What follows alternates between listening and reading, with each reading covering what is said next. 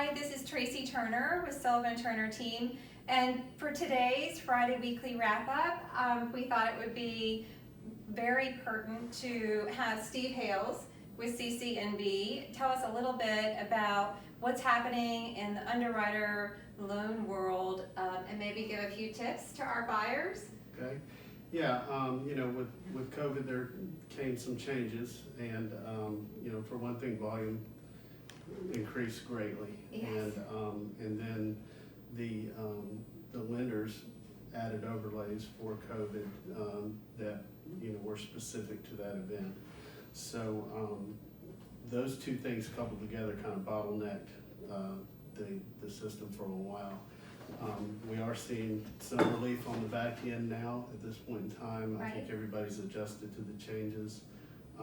But specifically for self-employed borrowers, I would say they need to be prepared to be thorough in their application, and that the lender is going to be thorough. And through this time, we've had some really great interest rates, right?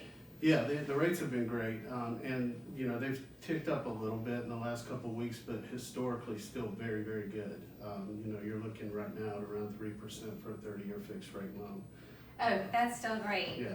But they are starting to trickle up a little bit, and we don't have a crystal ball, so we don't know really where those rates are going to go, but we have seen a most recent trend of them going a little bit up. Yeah, I would say in the last 2 weeks the trend Okay. has been up, and it seems today that there's still pressure in that direction. But like I said, if you put everything in perspective, historically That's a good speaking, you're not always going to catch the very bottom, and I think that if you look at it in terms of the last 10 years, the rates are still incredibly attractive. Okay. Well, that's great news.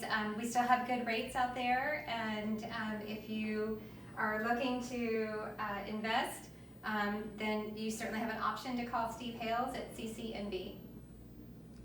So Steve, if you are a buyer starting the loan process, can you give us a few tips on what that buyer may need? Yeah, from the lender's perspective, and more specifically from the underwriter's perspective, they're looking to verify, one, the borrower's credit. We're going to check credit and make sure that their Okay. scores accommodate the loan. Secondly, we need to verify that their income, so that we can prove that they have the ability to repay the loan. And thirdly, we need to verify their assets that they're going to use to apply to their down payment for the loan. So, Okay, so three things: verification of income, verification of credit, right, and of course their credit score. right.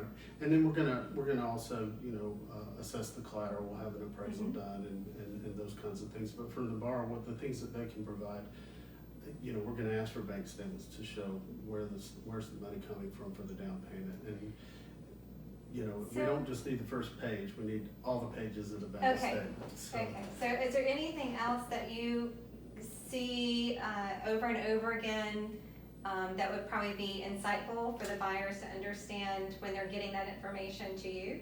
yeah, I would say just don't assume what you think the lender wants. Okay. You have to listen really closely, because a lot of times a bank statement will have 4 or 5 pages, but borrowers will provide just the first page because they think that's Okay. all we need. We really need all the pages, because when pages are left out, then there's just a question about what was on there. So, And even if it's a blank page, right? right, even if it's a blank page, if there's 4 pages, Right. provide 1, 2, 3, and 4 of 4. So.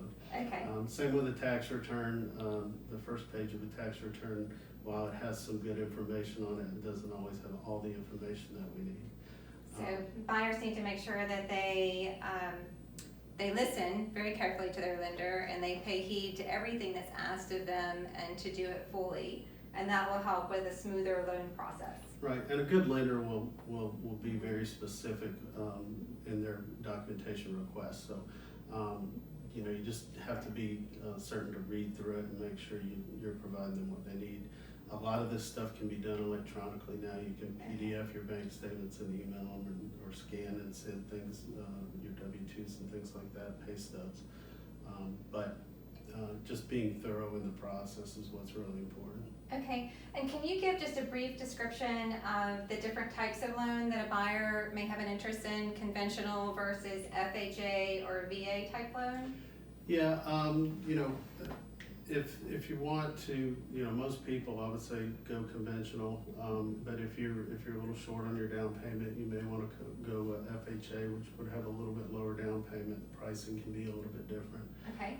VA loans, some VA loans have a funding fee, some do not. It depends on the circumstances of the borrower, but they can borrow up to 100% on a VA loan. And you do have to be a veteran for that VA type loan.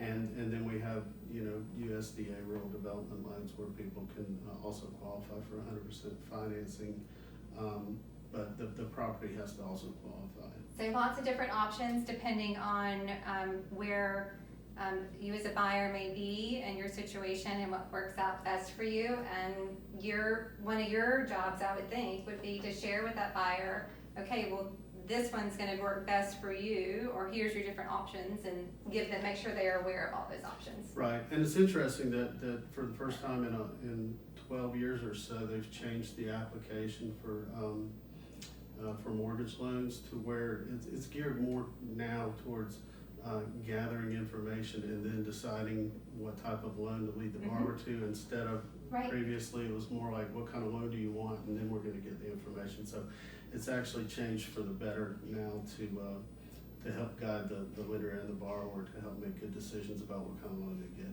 Okay, that's great. Thank you. That was great information. All right, thank you.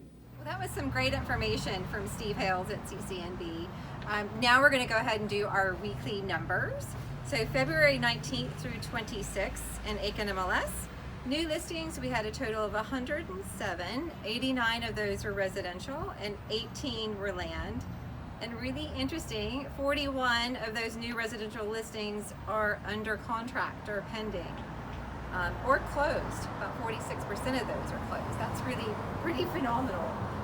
Under contract or pending this week, residential 107 listings, and land we had 14 that went under contract this week. And then closed, we had 60 closed properties. 51 of those are residential and 9 are land. And just to give you an idea on the median price point was around $201,000. 100% list is sold, so still very active and still lots of multiple offers going on. Days on market was about 95 days on market. So I also wanted to say congratulations to our clients at 203 Arbor Terrace who closed this week. And we have another client that's closing today on Midland Drive. And you may notice that Sissy's not here with me today. And so just want to share with you that she's hopefully having a great birthday week. So happy birthday, Sissy.